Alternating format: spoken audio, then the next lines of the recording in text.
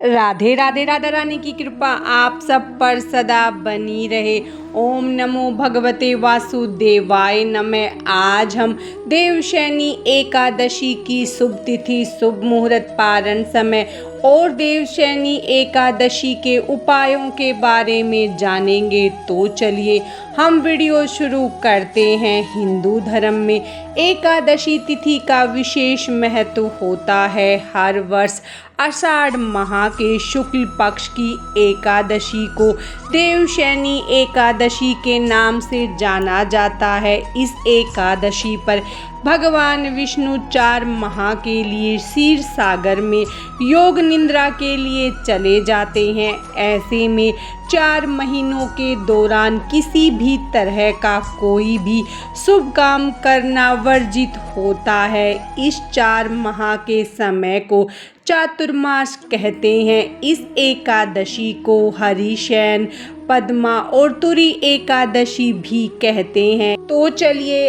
अब हम एकादशी की शुभ तिथि के बारे में जान लेते हैं। पंचांग के अनुसार एकादशी तिथि की शुरुआत 5 जुलाई की शाम 6:58 पर होगी और इस तिथि का समापन 6 जुलाई की रात 9:45 पर होगा। हिंदू धर्म में उदया तिथि की मान्यता है। ऐसे में देवशयनी एकादशी का व्रत 6 जुलाई को रखा जाएगा। देवशयनी एकादशी व्रत का पारण समय।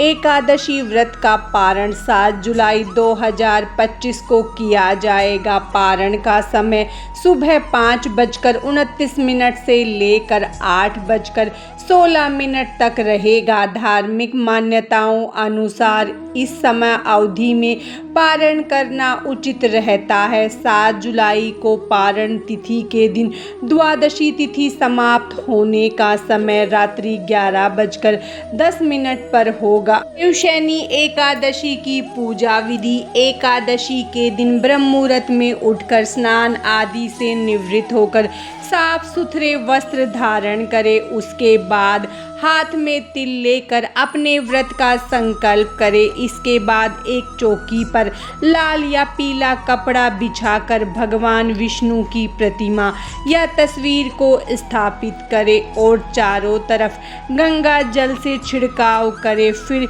षोडोपचार विधि से भगवान विष्णु की पूजा करें। भगवान विष्णु को पीला रंग बहुत प्रिय है, इसीलिए भगवान को पीले फूल, पीले फल आदि अर्पित करें। इसके बाद धूप दीप जलाएं और एकादशी व्रत की कथा पढ़ें या सुने। पूजन के बाद भगवान विष्णु और माता लक्ष्मी की आरती करें और विष्णु सहस्त्र नाम का पाठ करें। भगवान विष्णु का पूजन करने के बाद तुलसी का पूजन करें। पीपल और केले के वृक्ष की पूजा करें और सामर्थ्य के अनुसार दान पुण्य भी करें और अगले दिन अपने एकादशी व्रत का पारण करें। देवशयनी एकादशी के बाद न करें ये काम। देवशयनी एकादशी के बाद लगे चातुर्मास में सात्विक भोजन करें। इस दौरान प्याज, लहसुन, मछली, मांस आदि तामसिक वस्तुओं से दूरी बनाकर रखनी चाहिए। देवशयनी एकादशी के उपाय। शास्त्रों के अनुसार देवशयनी एकादशी के दिन तांबे का कछुआ घर लेकर आए और इसे घर की उत्तर दिशा में स्थापित कर विधिवत पूजा करें।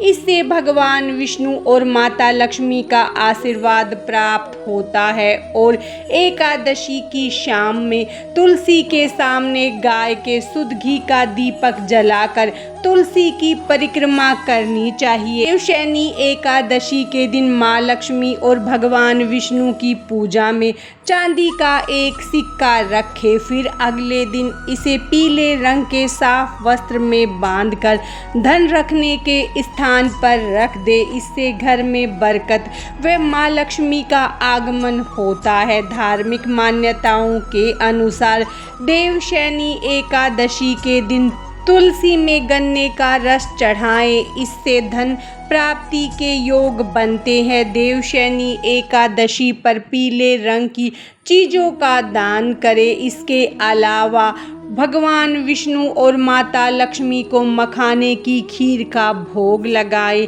यह एक सरल उपाय है जिसके प्रभाव से व्यक्ति की सभी मनोकामनाएं पूरी होती है। देवशयनी एकादशी के दिन श्री विष्णु चालीसा का पाठ करें, साथ ही विधि विधान से केले के पेड़ की पूजा करें। इससे विवाह में आ रही बाधाएं दूर होती है।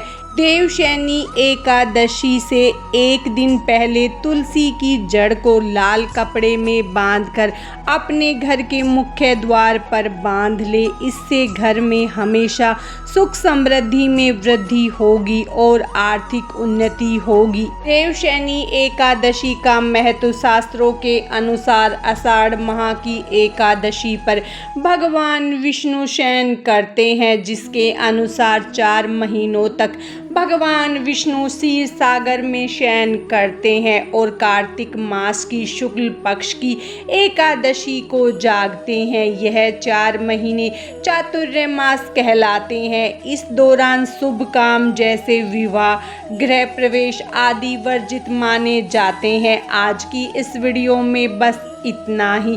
भगवान श्री हरि विष्णु और माता लक्ष्मी की कृपा आप सब पर सदा बनी रहे। राधे राधे।